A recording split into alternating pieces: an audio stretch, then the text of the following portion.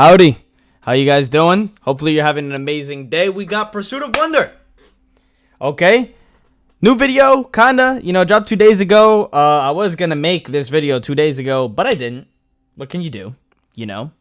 What can you do? Pursuit of Wonder. There is a different version of you for every person that knows you. You guys already know what's good. This is not the first time we're reacting to this guy on this channel, unless if you're new here. Which, in case if you are new, you should know I love Pursuit of Wonder. Great content. Really beautifully written. I have his book. It's just beautiful stuff. So let's get straight into it, man. No more needs to be said. Let's just enjoy. The link in the description. And shouts out Fabulous for sponsoring subscription. And Blinkist and all the people that sponsor you, man. It started as a normal night. Keep it going. A young woman named Claire was out with a couple friends and her boyfriend in Austin, Texas. Hello, Claire. Austin? The group had a few drinks at one of their apartments in downtown. Okay. And then went out to a couple of bars in the area. Claire in Austin. From here, however, things would suddenly and severely turn bad. The next thing Claire knew, she was opening her eyes to stark lighting that overwhelmed and blinded her. It was almost as if she was being born and seeing light for the first time. As her vision returned, she noticed her surroundings. A sterile, mostly empty white room. She was in a bed. Her head was pounding. There was a woman in the corner of the room, but Claire didn't recognize her. In a delirious confusion, she leaned her head up and looked around. "Claire!" the woman in the corner shouted as she noticed. The woman rushed to the door of the room and gestured outside of it. Almost immediately, a doctor rushed in and began assisting Claire, checking her airways, adjusting various medical equipment, and administering medications. After some time passed, the doctor asked Claire how she was feeling and what she remembered. Claire paused for a moment. I don't know. Why?" she said. "You've been in a coma for several days. You hit your head. Don't worry though, everything will be okay. Just try to relax. Things should start coming back to you more and more, and we'll be here to help you and explain everything." The doctor paused. "I'm going to let you be with your mother for a little while." The woman who was in the corner of the room approached Claire's bed. "How are you feeling, sweetie?"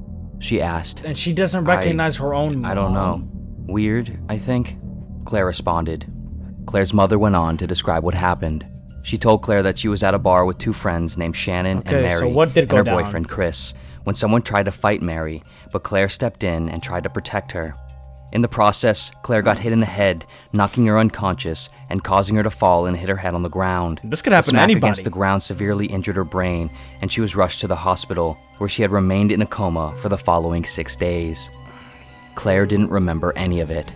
Fighting somebody in America just does not seem like it's the way to go, man. Like, everybody's carrying guns, knives. I mean, even people that are trained fighters, they're trained in mixed martial arts and, taekwondo, whatever you have it, jiu-jitsu, wrestling, whatever it might be. No matter what kind of art you may know, everybody will tell you the best way to fight is to not fight at all. Okay, try to avoid it. It's in the art of war, Try to do it, but, what is it, politically? Try to do it not economically, but like diplomatically. That's the word. Diplomatically, and just avoid the fights. People die so many times because of it, because while you may be intending, sure, you may be trying to protect your ego or protect your friend, protect your girlfriend, but really you out there just with your fist. And one mano a mano, 1v1, you could knock this guy out.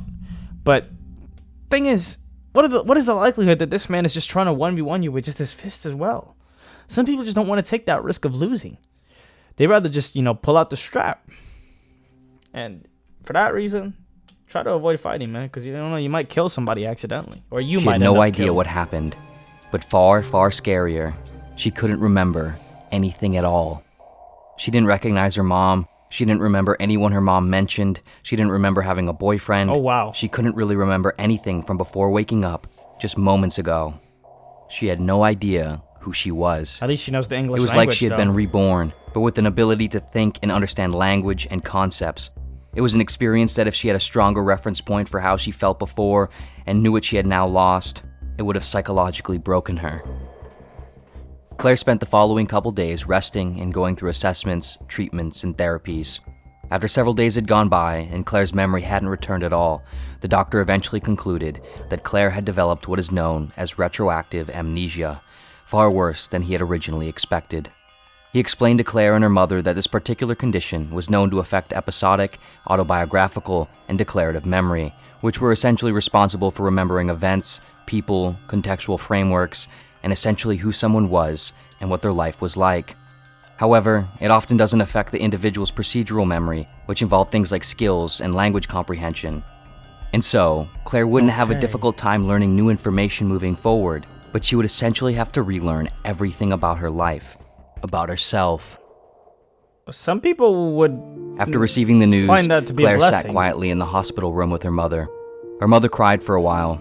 Claire felt very little. Weirdly enough, some people, mention some people, because some people would think that's horrible. You know, when you have connections with people that you actually love and, you know, you're deeply connected to, this would be horrible. Struggling to understand the emotions of the situation. Eventually, after some more time passed, Claire looked over to her mother and said, "Can I ask a question?" "Sure, of course, honey. What do you need?" "Who am I? Like, what am I like?" Her mother stood up and walked over toward the bed. "Okay, sure, that's an easy one. You're quiet, always been a little on the shy side, closed off a bit, but you know exactly what you like and want.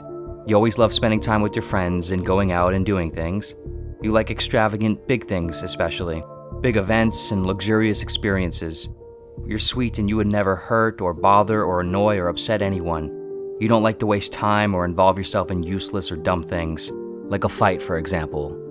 Obviously, you got caught up in the middle of something, but you stood up for your friend, so that says a lot about who you are." Claire laid her head back and looked straight up, as if trying to remember or perhaps absorb her mother's words. Vague threads of memory seemed to appear in her consciousness, but what were attached on the other sides remained hung down into the shadows of her mind. Later that day, Claire's sister Sammy came in to visit her. After talking for a little while, doesn't know her Sammy sister, does said, "If I know you at all, you definitely started that fight." Sammy laughed a bit, then continued, "You've always been a shit stirrer, you know that? Always ready to fight."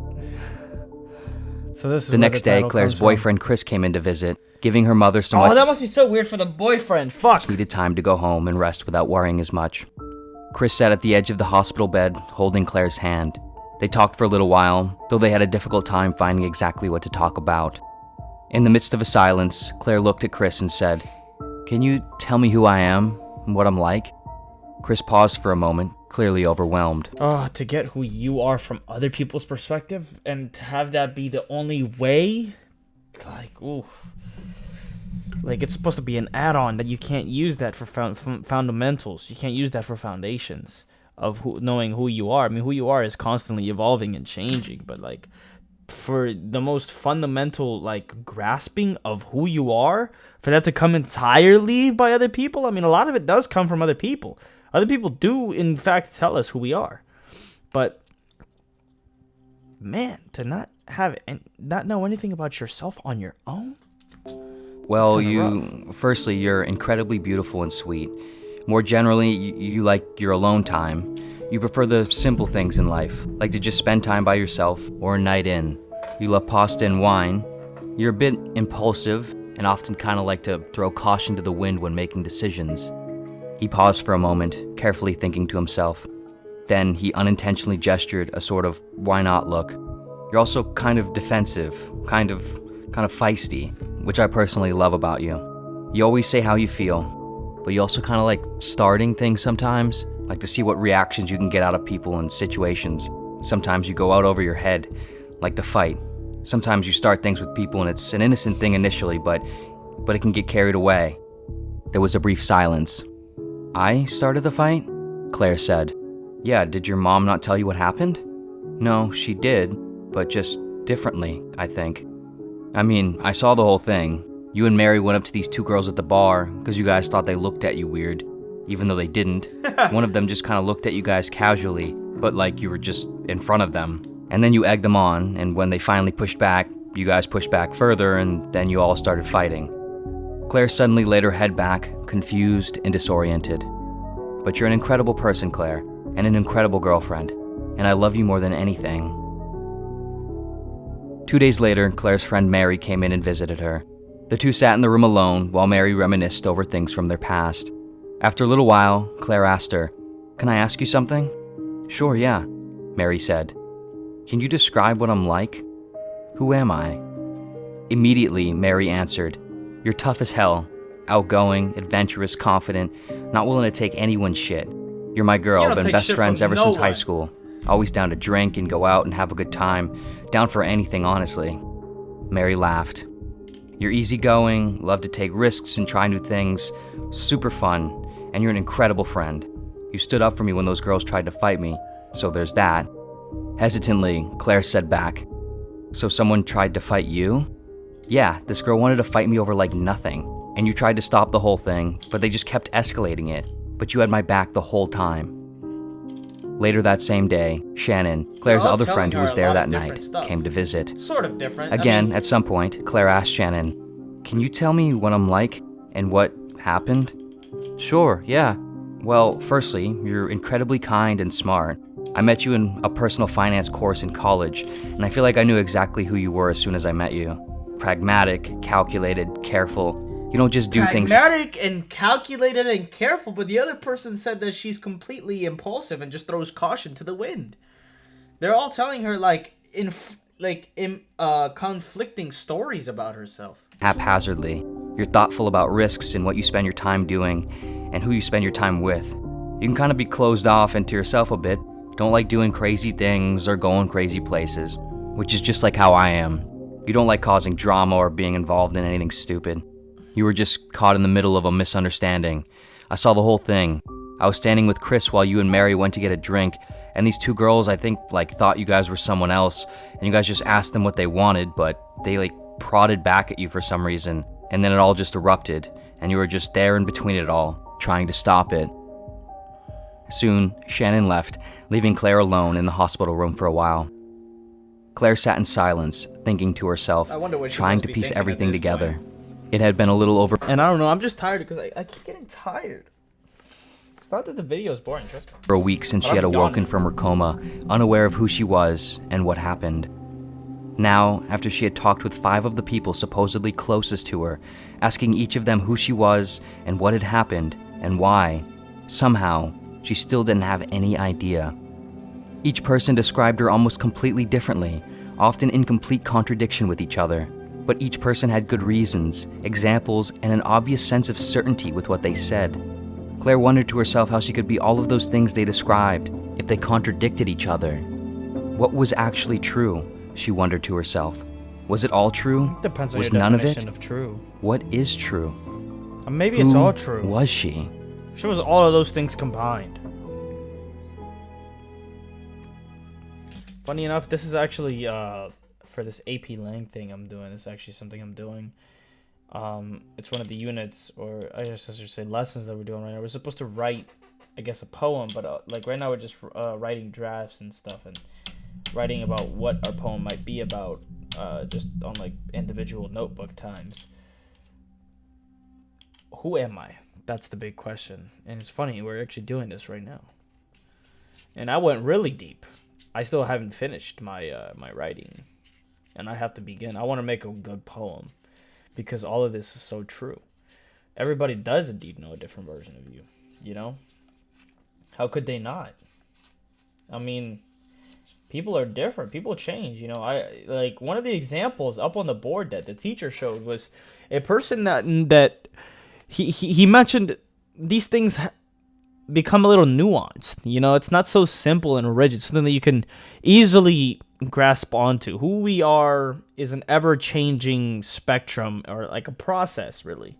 It's not really a rigid thing that you can just hold on to and hold in your hand and say, well, look, here it is. Here's what I am, here, now, and tomorrow. I mean, look, I'll be different in the next 3 hours. I'll be different tomorrow. I'll be different in the next week. Now, I'm not going to go into all of the ways that I am different. You know, you could go down to the molecular level, but really, we all change. Everything changes. Everything's transient, you know, and certain things are nuanced, certain things contradict. I mean, the poem that was shown as an example was a girl in the same line. She wrote it. She said, I am introverted and I am extroverted. She wrote those two things in the same line. And there was also some other things in there that maybe sounded like contradictions. You know, I am this, but I'm also this. And people are just complex like that. There's a big complexity in there. And it's not that simple, you know? I guess she was all of those things at once. That's how all of them knew her. They could describe her. I mean, what other people think about you is important to this you know, depending on certain stuff, especially when it comes to social behavior. Like if I say I'm a nice person, but everybody else around me, everybody, all 70 people that I know, they just say I'm an absolute shitbag. I'm an asshole. Don't take shit from nobody. I'm a tough guy. You know, like to start shit. Just, dog, you know, just not nice. You know, if everybody says I'm not nice, but I'm the only guy that says I'm nice, who's really right? Right? I mean, you want to give power to me. You want to give all final say to me because I am me and I know the most that there is to know about me, but we can't act like self-deception is not a real thing. You know? Just because I have exposure to myself more than anybody else, somehow, some way, I still won't know everything there is to know about me. And I never could know anything there is to know about anybody else, even if it's my girlfriend and I spend most of the time with her. You know, I'm going to have a halo effect. I'm going to see all of her beautifulness. Never really seeing her shitty parts. Maybe some I'll catch because I'm somebody that can, you know, be straightforward with you. I'm not just going to be a yes man. But I'm sure, you know, certain things are going to go under the radar. And for that, you might need somebody. Well, certain things are just never going to get caught.